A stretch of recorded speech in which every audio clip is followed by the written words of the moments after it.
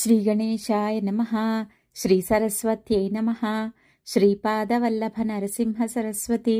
శ్రీ గురు దత్తాత్రేయాయ నమః. శ్రీ గణపతి సచ్చిదానంద సద్గురుభ్యో నమః. శ్రీ గణపతి సచ్చిదానంద 41వ అధ్యాయం కొనసాగుతోంది. 1977వ సంవత్సరం సంక్రాంతి పండుగ వెళ్లిపోయిన కొద్ది రోజులకు ఒక రోజున అర్ధరాత్రి నిద్రలేచారు స్వామీజీ. లేచి ప్రక్కనున్న కుర్రవాణ్ణి నిద్రలేపి, ఒరేయ్, గోపాలరావుకు ప్రమాదంగా ఉందిరా, ఇదిగో ఈ తీర్థం తీసుకెళ్లి గోపాలరావుకి ఇయ్యాలి. ఆయన కూతురు కుసుమ అక్కడే ఉంది. ఈ తీర్థం కింద పెట్టకుండా కుసుమ చేతికిచ్చి దానిచేత గోపాలరావు నోట్లో పోయించాలి. ఈ పని ఈ సూర్యోదయంలోగా జరిగితే గోపాలరావు బతుకుతాడు. బయలుదేరతావా అన్నారు. ఓ అని వెంటనే సైకిలేసుకు బయలుదేరాడు ఆ కుర్రవాడు. సరాసరి గోపాలరావు గారి ఇంటికి వెళ్ళాడు. అక్కడ ఎవ్వరూ లేరు. ఆ కుర్రవాడికి గోపాలరావు గారికి జబ్బుగా ఉందనే తెలుసు గాని హాస్పిటల్లో ఉన్నాడని తెలీదు. ఆ కుర్రవాడు ఇటు తిరిగి అటు తిరిగి హాస్పిటల్ తెలుసుకుని అక్కడికి వెళ్లేసరికి సూర్యోదయం అయిపోయింది. ఇలా జరిగిపోయిందేమా అని బాధపడుతూ హడావిడి పడుతూ ఈ కుర్రవాడు వెళ్లేసరికి గోపాలరావు గారి పరిస్థితి విషమించేసింది. ఆయన దక్కలేదు. ఇలా తన ప్రయత్నమంతా విఫలమైనదని తెలిసిన స్వామీజీ ఆశ్రమం వెనుకవైపునున్న పాకలోకి పరిగెత్తుకుని వెళ్లి బోరుబోరున ఏడవసాగారు. దిమ్మెరిపోయిన ఆశ్రమవాసులకు స్వామీజీని ఎలా ఓదార్చాలో తెలియలేదు. కన్నీళ్లు వరదలుగా ఏడ్చి ఏడ్చి కొంతసేపటికి స్వామీజీయే తెప్పరిల్లారు. ఉన్న కాస్తో కూస్తో డబ్బు జబ్బుల కింద ఆసుపత్రుల కింద చెల్లిపోగా అప్పు పుట్టే చోటైన కనుచూపు మేరలో కనిపించని ఆ కుటుంబానికి అమృతపు కొండలాగా అండాయి నిలబడ్డారు స్వామీజీ. వైధవ్య దుఃఖంలో లోకం మొహం చూడటానికి వెరుస్తున్న సరోజమ్మ గారిని స్వయంగా ఓదార్చారు. నాకు నువ్వు భిక్ష పెట్టావు తల్లి, నీ పిల్లలకు నేను భిక్ష పెడతాను, నీ పిల్లలకి ఏ లోటు ఉండదు అని అభయం ఇచ్చిన స్వామీజీ గోపాలరావు గారి నిత్యకర్మలైపోయిన మరుసటి రోజే ఆ కుటుంబాన్ని ఆశ్రమానికి తెప్పించేశారు. ఆ క్షణం నుంచి ఆ కుటుంబం యావత్తూ స్వామీజీకి సేవ చేస్తూ ఆశ్రమంలో ఉంటోంది. ఇంతలో 1977వ సంవత్సరపు శివరాత్రి వచ్చింది. యథాప్రకారంగా ఉత్సవం మహాప్రచండంగా జరిగింది. జీవితంలో మొట్టమొదటిసారిగా ఆశ్రమంలోకి అడుగుపెట్టిన కుప్పా కృష్ణమూర్తి ప్రతి చిన్న అంశాన్ని సగం అనుమానంతో సగం సంతోషంతో పరిశీలనగా చూస్తున్నాడు. ఆ సంవత్సరం అగ్నిస్ఫుట పాదరసలింగాన్ని అగ్నిహోత్రుడి ప్రసాదంగా తీసుకువచ్చారు స్వామీజీ. ఈ శివరాత్రికి Germany, America, Canada, England, Holland, Switzerland, France దేశాల నుంచి భక్తులు అత్యధిక సంఖ్యలో వచ్చారు. ఈ ఉత్సవాలైన తరువాత ప్రధాన భక్తులందరినీ ప్రత్యేకంగా సమావేశపరిచి ఇక నుంచి తాను శ్రీ దత్తాత్రేయ ప్రచారం చేయబోతున్నానని, త్వరలోనే ఆశ్రమంలో ఒక దత్తాత్రేయ ఆలయం నిర్మాణం కాబోతోందని, అప్పటి నుంచి ఆశ్రమంలో ప్రధాన దేవత దత్తాత్రేయుడే అవుతాడని స్వామీజీ ప్రకటించారు. ఆశ్చర్యకరమైన ఈ ప్రకటన విని, ఇదేమిటి, ఉన్నట్టుండి దత్తాత్రేయుడెక్కడి నుంచి ఊడిపడ్డాడా అని భక్తులంతా మొదట్లో కొంత గందరగోళపడ్డారు. మొదటి నుంచి ఉన్నవాడే దత్తాత్రేయుడు అని మాత్రమే సమాధానం చెప్పారు స్వామీజీ. ఏమి చిత్రమో కానీ ఈ చిన్ని సమాధానంతో ఆ భక్తులలో అప్పటిదాకా గణపతి మీద ఉన్న భక్తి దత్తాత్రేయుడి మీదకి తిరిగిపోయింది. అప్పటి నుంచి స్వామీజీ ప్రసంగాలలో దత్తాత్రేయుడి ప్రసక్తి నిదానంగా పెరిగిపోసాగింది. ఇదిలా జరుగుతూ ఉండగా విజయవాడ భక్తులు అక్కడ పటమట ఆశ్రమంలో ఒక చిన్న కొట్టము, 2 రేకుల గదులు వేసి స్వామీజీకి తాత్కాలిక బస ఏర్పాటు చేసి స్వామీజీ వచ్చినప్పుడు నివసించేందుకు ప్రత్యేకంగా ఒక మందిరం కట్టాలని సంకల్పించుకున్నారు.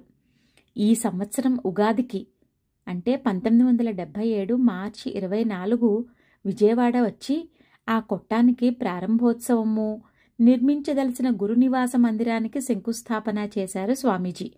ఈ గురు మందిరానికి వాల్మీకి కుటీరమని నామకరణం కూడా చేశారు. ఇంత గుక్క తిప్పుకొని కార్యక్రమాలలో కూడా స్వామీజీ యోగ బోధన విధానాల పరిశోధన, ఔషధాల పరిశోధన జరుగుతూనే ఉన్నాయి. ఈ 1977 ప్రారంభంలోనే అతీంద్రియ యోగము అనే పేరుతో యోగంతో వైద్యం చేయగల విధానాలన్నింటినీ క్రోడీకరిస్తూ ఒక పెద్ద అడ్వాన్స్డ్ కోర్స్ నడిపారు స్వామీజీ. అయితే ఇందులో తాను ప్రవేశపెట్టిన స్థాయిని అనేక మంది అందుకోలేకపోయారని కొంచెం అసంతృప్తి పడ్డారు స్వామీజీ. కేరళ భక్తుడైన పరశురాం గారి ఆధ్వర్యంలో కేరళలోని మెట్టుపళయం అనే చోట ఒక పెద్ద మూలికా క్షేత్రాన్ని పెంచుతూ మూలికా పరిశోధన సాగిస్తున్నారు. పరశురాం గారికి వయోభారం మీద పడి కొంత ఓపిక తగ్గినా స్వామీజీ సూచనల మేరకు కొంత పని జరుపుతూనే ఉన్నాడు.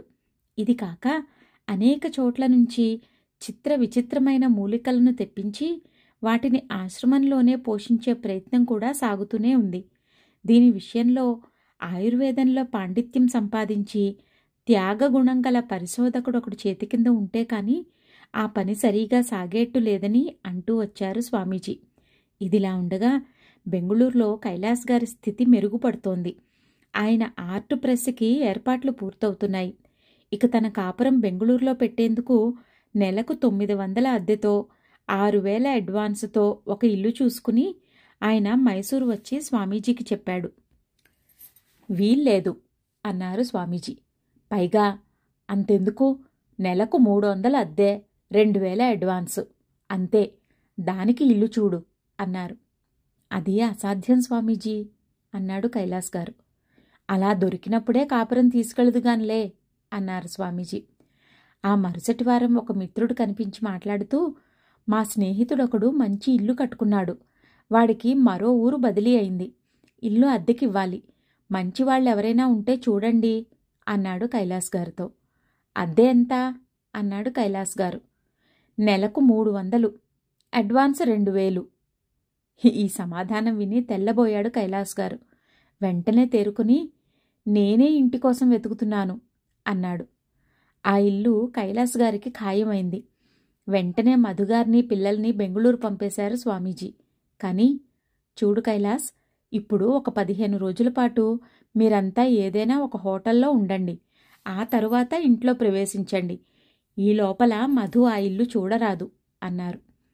అలాగే ఒక హోటల్లో 15 రోజులు గడిపి కొత్త అద్దె ఇంట్లో ప్రవేశించారు. మొదట్లో మాట్లాడుకున్న 900 రూపాయల ఇంటికన్నా ఇది పెద్దది, సౌకర్యమైనది కూడా.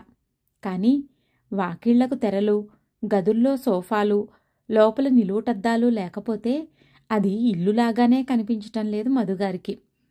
ఊరి చెట్టు కింద జీవితం వెళ్లబుచ్చేవాడికి నెత్తిమీదకు కప్పు దొరికితే అదే మహాప్రసాదం. కానీ దేవేంద్ర భవనాలలో ఉండేవారికి రత్నదీపాలు లేకపోతే అదే మహాదారిద్ర్యం. ఇది లోకం తీరు. దీనికెవరేం చేస్తారు? చేయగలిగేది లేకపోయినా కోరికలకు అందని స్వర్గం లేదు కదా. అయితే కైలాస్ దంపతులు గృహప్రవేశం చేసే రోజున చుక్క ఊడిపడ్డట్టు వచ్చేశారు స్వామీజీ. వచ్చి, ఇంట్లో ఏమీ ఫర్నిచర్ లేదే, పోన్లే ఒక 15 రోజుల్లో అన్నీ వస్తాయిలే అన్నారు. అది విని నవ్వుకుని ఊరుకున్నాడు కైలాస్ గారు. కారణం, ప్రస్తుతం ఆయన చేతుల్లో డబ్బు 1000 రూపాయలు కూడా లేదు. 4 రోజులు గడిచింది. ఒక రోజున సాయంత్రం భార్యాభర్తలిద్దరూ సరదాగా బజారుకు వెళ్లారు. అక్కడ ఒక కొత్త ఫర్నిచర్ షాపుకి ప్రారంభోత్సవం జరుగుతోంది. తాము మొన్నటిదాకా బస చేసిన హోటల్ యజమాని ఈ షాపు పెట్టాడు. ఈ దంపతులను చూసి రండి రండని ఆదరంగా పిలిచాడు. లోపలికెళ్ళాక, కొత్తగా ఇంట్లో ప్రవేశించినట్టున్నారుగా, ఏదైనా ఫర్నిచర్కి ఆర్డర్ ఇవ్వండి అన్నాడు. ప్రస్తుతానికి సావకాశం లేదులేండి అని నిర్మోహమాటంగా చెప్పి వచ్చేశాడు కైలాస్ గారు. ఆ మర్నాడు ఇంటికి సరిపడా ఫర్నిచరు బళ్ల మీద వచ్చేసింది. ఆ వెనకే వాటిని అమర్చే పనివాళ్లు వచ్చారు. ఆ వెనకాలే డబ్బు సంగతి తర్వాత చూద్దాంలేండి అంటూ షాపు యజమాని వచ్చాడు. భార్యాభర్తలిద్దరూ తెల్లబోయి స్వామీజీ పటం వంక చూస్తూ నిలబడిపోయారు. కేవలం ముఖపరిచయంతో ఇలా వెంటపడి అప్పివ్వటమేమిటి? ఏమో, ఎందుకిచ్చాడో. ఇచ్చినవాడికి తెలుసు గనకనా మనకు తెలిసేందుకు? షాపు యజమాని అక్కడితో ఆగక ప్రెస్లోని కైలాస్ ఆఫీసుకు కావలసిన ఫర్నిచర్ కూడా వద్దన్నా వినకుండా తనే పంపేశాడు. ఫర్నిచర్ వచ్చింది. ఇంటికి తెరలు లేవు. ఇదొక తొర్రిపన్ను వ్యవహారంగా ఉంది. ఒక వారం రోజులు ఇలాగే గడిచింది. ఒక రోజున ఒక అపరిచితుడైన పెద్ద మనిషి ఏదో అచ్చు పని మీద ఇంటికి వచ్చాడు. పెద్ద ఆర్డర్ ఇచ్చాడు. అడ్వాన్స్ ఇవ్వాలి. మీ ఇంటికి అలంకారాలు చేస్తే చాలా బాగుంటుంది. తెరలు మొదలైన అలంకారాలు చేయిస్తాను. అదే అడ్వాన్స్ అన్నాడు. ఇదెక్కడి ఆలోచన? ఆయన అలంకారాల పనులు పూర్తి చేయించేసరికి స్వామీజీ వచ్చి వెళ్ళి 15వ రోజు అయింది.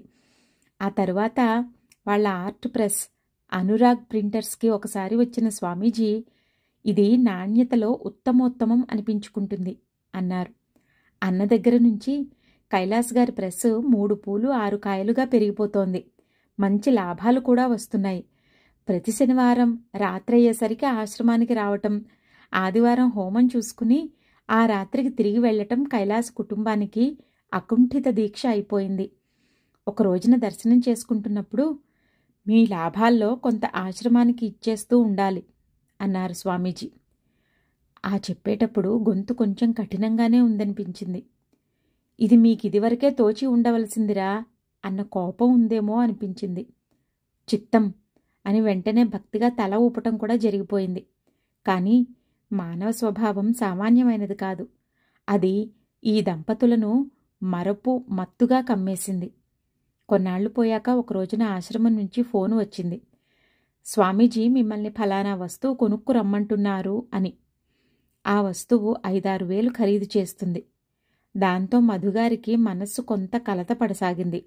అయినా స్వామీజీ మాట తీసేయలేక ఆ వస్తువు కొనుక్కొని తీసుకువెళుతూ ఉండగా, లాభాలలో భాగం ఇవ్వటం మరచిపోయాము అని గుర్తొచ్చింది. అరెరే అనుకుని ఆ వస్తువిస్తూ, స్వామీజీ మీకివ్వవలసిన దాని మాట మరచిపోయాము, క్షమించండి అన్నది మధుగారు. మామూలుగా అయితే దాందే ఉందిలేమ్మా అనాలి స్వామీజీ. కానీ మంచిది, గుర్తు తెచ్చుకున్నావు, లేకపోతే ఎలా శిక్షించాలో స్వామీజీకి తెలుసు అనేసి లోపలికి వెళ్ళిపోయారు స్వామీజీ. మధుగారు దిమ్మెరపోయింది. మహాత్ములు ఎప్పుడు ఏ పని చేస్తారో, ఎందుకు చేస్తారో ఎవరు చెప్పగలరు?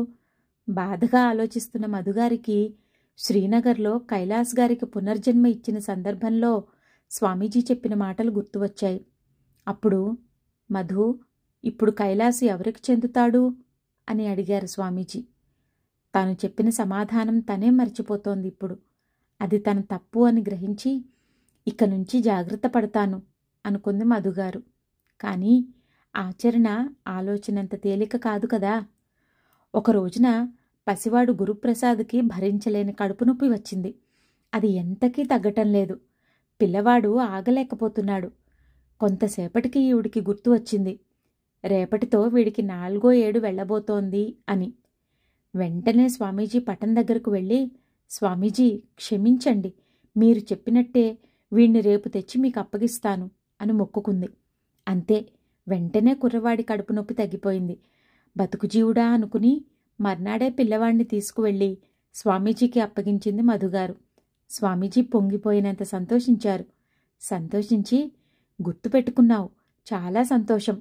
ఇప్పుడు నీ ఇల్లు కూడా చిన్న ఆశ్రమమే. నేను చెప్పేదాకా వీణ్ణి నీ ఇంట్లోనే ఉంచు అన్నారు.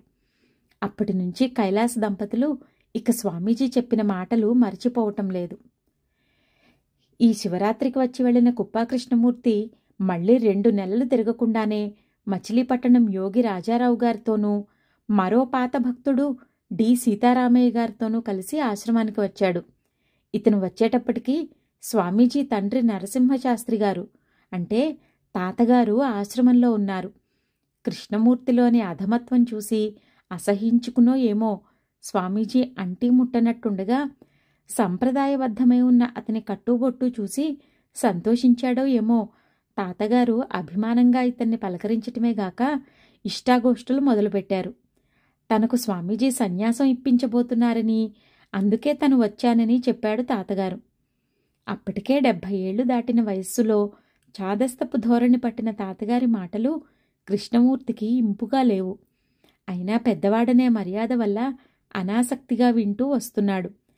అడగకుండానే తన జీవిత చరిత్ర, తన కొడుకు బాల్య చరిత్ర విపులంగా చెప్పసాగాడు తాతగారు. భగవత్ సందేశాన్ని అందుకునే తాహతులేని అల్పబుద్ధి మొహాన రాసిపెట్టి ఉన్న కృష్ణమూర్తికి ఆ చరిత్ర మీద ఏమీ ఆసక్తి లేకపోయింది. ఆయన మొదలెట్టగానే దాన్ని దారి మళ్లించి ప్రసంగం మారుద్దామని చూస్తున్నాడు. అయినా తాతగారు తన చాదస్తం వదలలేదు. వివరాలు అడగకుండా చెప్పింది విన్నాడు కృష్ణమూర్తి. నృసింహ జయంతికి కొంచెం ముందుగా తీర్థ సంప్రదాయానికి చెందిన ఒక ఉత్తమ వృద్ధ యతీశ్వరులు శ్రీ శంకరానంద తీర్థ స్వామివారు తాతగారికి సన్యాస దీక్ష ఇచ్చి నరహరి తీర్థ అని యోగపట్ట ప్రదానం చేశారు. ఆ సందర్భంలో దండాలను తెచ్చి సమర్పించే భాగ్యం కుప్పా కృష్ణమూర్తికి, డి సీతారామయ్య గారికి పట్టింది. ఇంతలో మే నెల వచ్చింది. వచ్చిన మే నెల వెళ్ళిపోతూ స్వామీజీ జన్మదినోత్సవాన్ని ఇచ్చింది. ఈ జన్మదినోత్సవం ఆశ్రమ చరిత్రలో ఒక నూతన అధ్యాయానికి పునాది వేసింది. ఆనాడు అంటే మే 29, 77న శ్రీ గురుదత్త మందిరానికి తమ అమృత హస్తాలతో శంకుస్థాపన చేశారు స్వామీజీ. ఆశ్రమంలో ప్రవేశించిన నాటి నుంచి స్వామీజీ ప్రత్యేక అభిమానాన్ని చూరగొన్న మామిడి చెట్టు ఉన్న చోట ఆనాటి నుంచి స్వామీజీ ప్రవచనాలకు ఆలవాలమైన సరస్వతీ పీఠం, కోటానుకోట్ల రామనామాన్ని కడుపులో దాచుకున్న నారాయణ పీఠం, వేల కొద్దీ భక్తులకు అనేక విచిత్ర దివ్య దానాలను స్వామీజీ ద్వారా ఇప్పించిన ఆ పవిత్ర ప్రదేశం గురుదత్త మందిర నిర్మాణానికి సమర్హమైన స్థలంగా నిర్ణయింపబడ్డది. ఇన్నేళ్లుగా ఒక చిన్న వేదికగా, బృందావనంగా ప్రత్యేకించబడి ఉన్న ఆ స్థలం ఇందుకై కేటాయించబడి ఉన్నదని కలలో అయినా ఊహించని భక్తులకు ఫలానుమేయాః ప్రారంభాః అనే కాళిదాసోక్తి యొక్క లోతు తెలిసి వచ్చింది. అతి నిరాడంబరంగా శంకుస్థాపన జరిపి సభావేదికకు వచ్చిన స్వామీజీ ఈ శంకుస్థాపనలోని అర్థ గాంభీర్యాన్ని ఇలా వివరించారు. మన దేశంలో అనేక ఆలయాలున్నాయి. ఇప్పుడు ఈ ఆలయం ఎందుకని కొందరికి సందేహం కలగవచ్చు. నిజానికి ఇక్కడ కట్టబోయేది దత్తాలయం అనటం కంటే గురుమందిరం అనటమే ఎక్కువ యుక్తం. ఇదే గురుపీఠం. త్రిమూర్తి స్వరూపుడైన దత్తాత్రేయుడిలో దైవత్వం కన్నా గురుత్వమే అధికమని విజ్ఞులు భావిస్తారు. దత్తాత్రేయ ఆరాధనా సంప్రదాయం అత్యంత పురాతనమైనది. దీన్నే అవధూత సంప్రదాయమని అంటారు. మీ స్వామీజీ గురువు కూడా ఒక అవధూతే కనుక స్వామీజీది కూడా అవధూత సంప్రదాయమే. అందుకే మన ఆశ్రమంలోని దత్తారాధన అవధూత సంప్రదాయంలోనే ఉంటుంది. గురు సంప్రదాయాన్ని నిలబెట్టటం, గురు రుణం తీర్చుకోవటం అన్నవి ఈ దత్తపీఠ స్థాపనకు ప్రేరణలు. సనాతనమైన మన ధర్మ సంప్రదాయాలన్నింటినీ నిలబెట్టటం, ఆ సంప్రదాయాలన్నింటికీ అవిరోధంగా సమన్వయ దర్శనం చేయించటం ఈ దత్తపీఠానికి ప్రయోజనాలు. ఈ విధంగా శంకుస్థాపన చేసిన స్వామీజీ 1 సంవత్సరం పాటు ప్రత్యేక దీక్ష పట్టారు. ఆ దీక్ష పేరేమిటో, విధానమేమిటో పూర్తిగా తెలియదు. కానీ ఆశ్రమంలో ఉన్నంతసేపు మోకాలు దాటని తుండు కట్టుకుంటున్నారు. ప్రతి ఆదివారం ఆశ్రమంలోనే 4 దగ్గర శిష్య సమేతులై భిక్షమెత్తుకుని ఆశ్రమం వెనుక వైపున ఉన్న ఔదుంబర వృక్షం కింద శిష్యులతో, చిన్న పిల్లలతో కలిసి భిక్ష తీసుకుంటున్నారు. ఈ సంవత్సరం పర్యటనలు కొంచెం తగ్గినాయి. మళ్లీ సమాధి స్థితులు కొంచెం పెరిగినాయి. ఆశ్రమ భక్తుల చేత విడతలుగా మౌన యజ్ఞ దీక్షలు నిర్వహింపబడుతున్నాయి. అటు తర్వాత దత్తాత్రేయ క్షేత్రాలన్నీ మరోసారి సందర్శించి ఆ క్షేత్రాలలోని పవిత్ర మృత్తికను సంగ్రహించారు స్వామీజీ.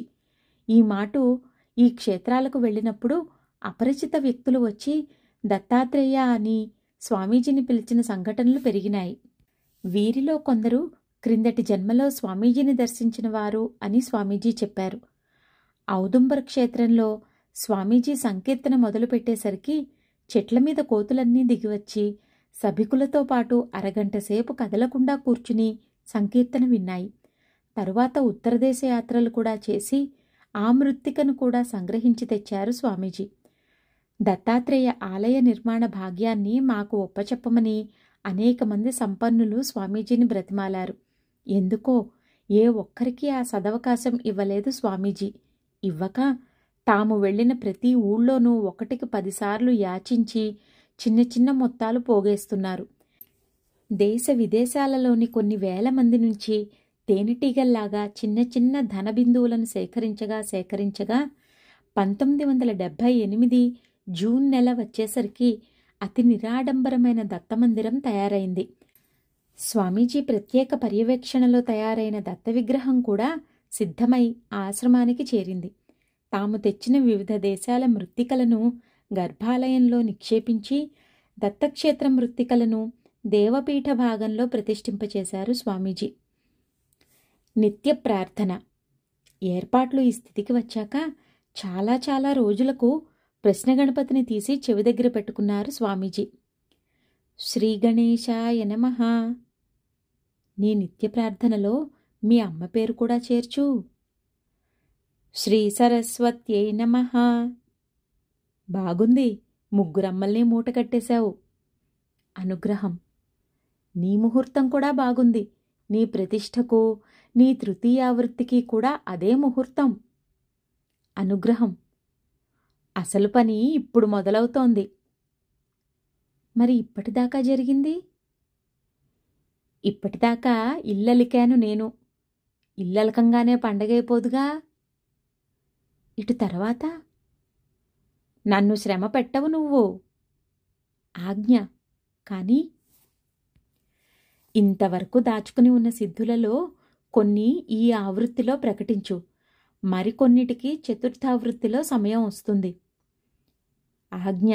మరి తమ గురుదక్షిణ? నువ్విచ్చేశావులే. నేను కొంచెం వెనక ముందుగా తీసుకుంటాను. నీకేమన్నా బాధ? అదేమీ లేదు. తమ ఆజ్ఞ ఎలా అయితే అలాగే. నా ఆజ్ఞేనా? అయితే ఇక తెర తొలగించు. మీ అమ్మ సంకల్పాలు నెరవేర్చు. శ్రీ గణేశాయ నమః. శ్రీ సరస్వత్యై నమః. కృష్ణ గణపతిని దేవతార్చనలో పెట్టేసి కుడి చెవు సవరించుకుంటూ ఇక ప్రతిష్ఠా కార్యక్రమాల్లో పడ్డారు స్వామీజీ. దత్తప్రతిష్ఠ 37 ఏళ్ల క్రిందట జ్యేష్ఠశుద్ధ ఏకాదశి నాటి సూర్యోదయ లగ్నానికి ఏ శుభగ్రహ సంపత్తి ఉన్నదో దాదాపు అట్టి సన్నివేశమే మళ్లీ ఈ కాళయుక్తి నామ సంవత్సర జ్యేష్ఠశుద్ధ చతుర్థి శుక్రవారం అంటే 1978 జూన్ 9వ తారీఖు నాటి సూర్యోదయ లగ్నానికి సమకూరటం అమోఘమైన దైవ ప్రణాళికలో ఒక భాగం. అందుకనే ఆ శుభముహూర్తాన్ని త్రిమూర్తి అయిన దత్తాత్రేయ స్వామి తన చరమూర్తి అయిన స్వామీజీ అమృతహస్తాల ద్వారా తాను స్థిర శిలామూర్తి అయి ఆశ్రమంలో ఆవిర్భవించటానికి ఎన్నుకున్నాడు. అంతకుముందు 5 రోజులుగా అహోరాత్రులు అవిరతంగా జరుగుతున్న ప్రతిష్టాకల్ప వైదిక కార్యక్రమాలు ఆనాడు పతాక స్థాయికి చేరుకున్నాయి. ఆనాడు తెల్లవారుజామున 4 గంటలకు తమ మందిరంలోంచి బయటకు వచ్చిన స్వామీజీ సరాసరి ఆలయపు కప్పు మీదకి ఎక్కి అక్కడ దాదాపు 1.5 సేపు నిశ్చల సమాధిలో కూర్చున్నారు.